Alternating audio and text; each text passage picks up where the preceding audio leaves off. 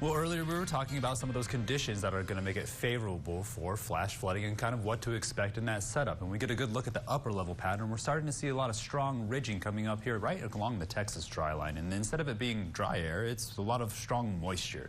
So sort of the reverse effect when we're talking about severe weather being pushed into our area, where you're going to watch a lot of this pattern develop where we see the jet stream really kind of create this cutoff low pressure system down here. And that's what's causing a lot of those storms, which would be a result of this low pressure system too, to quickly slide right in between both of them and bring a lot of that moisture into our area. When we talk about those quick moving storms in our area, Moisture Tracker going to give you an idea of just how much moisture or how much rainfall to expect when we're talking about severe weather being pushed into our area. As you can really see it being pulled up from the south because of those two low pressure systems interacting together.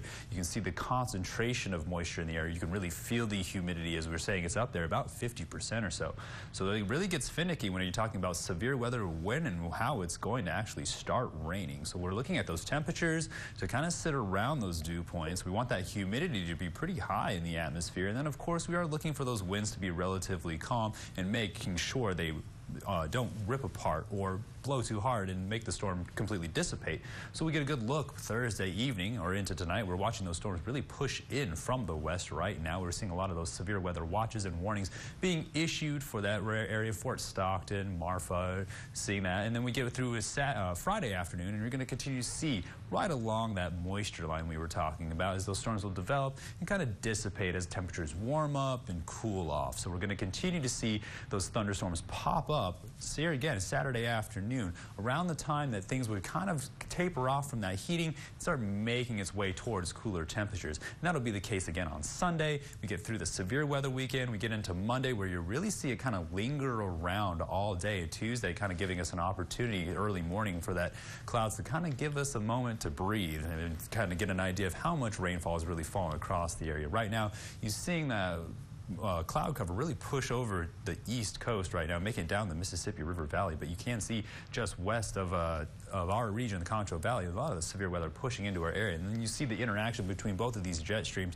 which we were really kind of focused on to get an idea of how much severe weather is going to be on our way. This weather pattern really shaping up to block things off and cause a lot of unpredictability when it comes to severe weather and when and where it's going to form, where you can see a lot of these explosive convectivity or rapid cloud development really just west and southwest of the Concho Valley. And we're really keeping an eye on those storms to push their way into our areas. More moisture coming up from the southwest. It's going to find its way over the Rockies. You can really see it kind of just crawling in slowly. We're going to get a good idea of around what time it should be in our region. Friday is going to be shaping up to see a lot of cloud cover, isolated rain showers here or there as you see them slowly work their way in early morning, very similar to what we saw today. And then by the afternoon, really going to kind of clear up, warm up to get you out there at the baseball diamond, but keep the umbrella close. Right now, temperatures hanging out in the 80s and 70s, but once that cloud cover kind of pushes in, we see the rainfall. We could quickly see those temperatures drop down into the 60s, where we'll see our low temperatures. Severe weather outlook really kind of hanging out to the west of the Concho Valley. Shouldn't push too much further than that, but we still have the potential for a little bit of flash flooding in the area. So still, be safe. Keep aware of those flood-prone regions like we saw today, seeing a lot of extra moisture and coming down and hanging out in those areas because it doesn't have a lot to evaporate. So low is going to drop down into those upper 60s. Opportunity for a thunderstorm or two. And tomorrow morning, we're going to see those temperatures jump back up into the mid-80s. And believe it or not, that's pretty average for this time of year when we're talking about temperatures as we get towards the weekend, where we're going to see those temperatures really stay in those 80s, kind of drop down into those upper 70s. Low temperatures really going to stay into those 60s as we see the cloud cover kind of trapping the heat from the day, giving us an opportunity for those severe weather. Then we make our way into that final week of May, and we'll see those temperatures continue to stay in those lower 80s, upper 90s, and then we're going to see those lows stay down in the 60s with an opportunity for afternoon rain showers. We'll have more KSAN news up after the break.